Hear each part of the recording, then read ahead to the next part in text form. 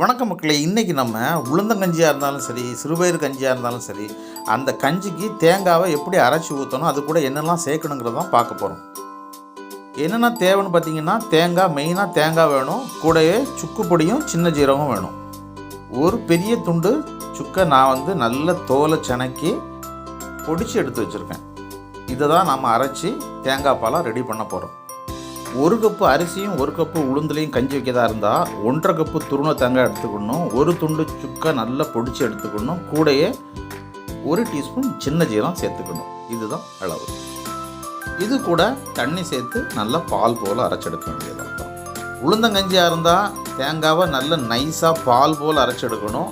சிறுபயிறு கஞ்சியாக இருந்தால் தேங்காய் கொஞ்சம் திருதுன்னு இருக்கணும். அப்போ தான் நல்லாயிருக்கும்.